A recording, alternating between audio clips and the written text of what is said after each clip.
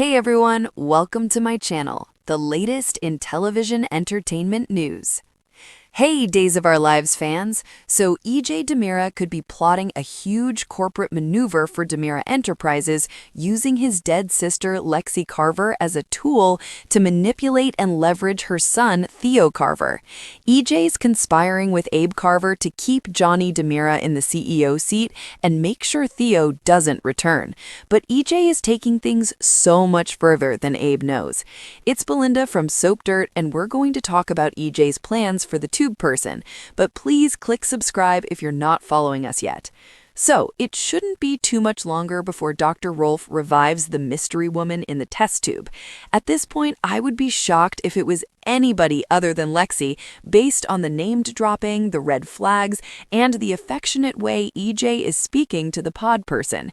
He promised Abe that he had a plan to get Theo out of the CEO chair, but EJ told Abe that he doesn't really need to know the details of the scheme. And that's because if EJ told Abe the truth, he might have an actual coronary, because it is truly shocking what EJ's planning. For several months now, fans have been speculating about who Dr. Rolf is planning to revive. We know it's somebody close to EJ, and we know the person in the giant tube in Rolf's lab is a woman.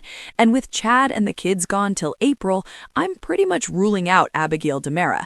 I do think it'd be great to get her back, and maybe we will one day. And of course, we know her grave was empty and her remains remained unlocated. But even so, the other red flags for EJ, Rolf, and the pod person don't really align with them resurrecting Abby. And there's been also a lot of heavy-handed foreshadowing that suggests that Rolf's special patient is Abe's late wife, Lexie Carver, who is Theo's mom, as you know. Plus, in the big winter promo, we saw EJ showing a shocked Paulina who the woman is in the tube. And I don't think EJ could shock her more than by showing Paulina that he's got Lexie, the love of Abe's life, right there. And she's about to be relived, awake, and back in Theo and Abe's lives.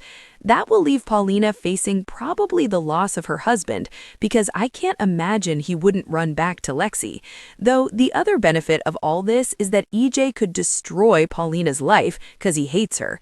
And EJ knows that Theo is a bright young man, he's got a good future ahead, and EJ doesn't wish Theo any ill will, not at all. But EJ's goal of keeping Johnny close by as Demira CEO aligns with Abe's wish to keep Theo out at Demira and basically away from the family. And in fact, it was actually Abe who first approached EJ, asking him to figure out how to get Theo to step down and not be CEO anymore. Now Johnny's running the show, but Theo just got clearance from his neurologist to go back to work after he recovered from the traumatic brain injury from the kidnapping. And when Theo told Abe and Paulina that he's going back to Demira and he's so excited, well, his stepmom was supportive as always, but Abe stormed out. He was hoping that Theo would just step back from Demira, since working there made him a kidnapping target. And Abe also worries that Theo working for the family company will have him in ongoing danger, which that's fair, you know? So with Johnny heading out and Theo about to clock back in as CEO, there's some urgency to this, so we may be getting that resurrection sooner rather than later.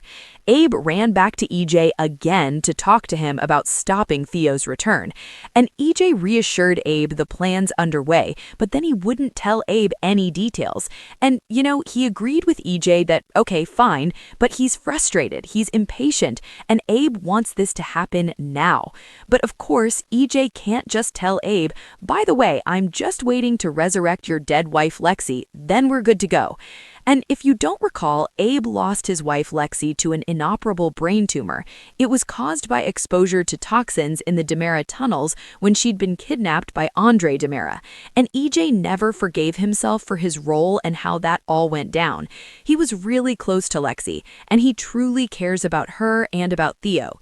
Meanwhile, EJ's sneaky assistant, Kat Green, and Rafe Hernandez are still very intent on figuring out what EJ's doing in the new lab at the hospital.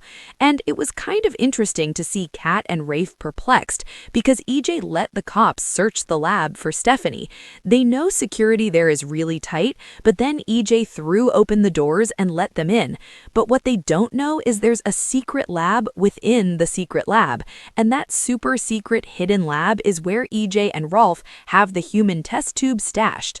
So Kat knows that something hanky is going on because her brother, Mark, who is Dr. Rolf's right-hand man, had to sign a strict NDA and he won't tell Kat anything.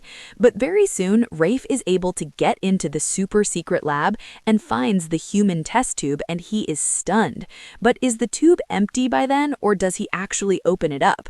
Also, there may be a point where they bring the pod person into the main lab to show Paulina and actually do the resurrection, and that could be when Rafe stumbles upon her, because they're still trying to crack the code so that they can get into the lab and poke around, but the ISA device is going slowly.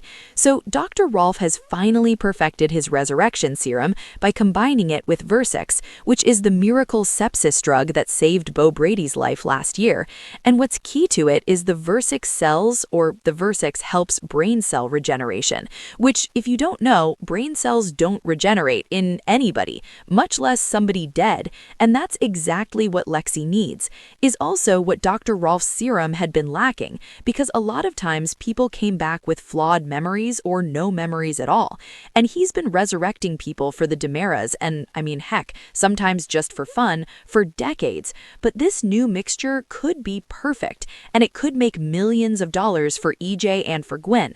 And of course, Dr. Rolf doesn't really care about the financial rewards, but he would probably like a bigger and fancier lab if it all works out and pays off.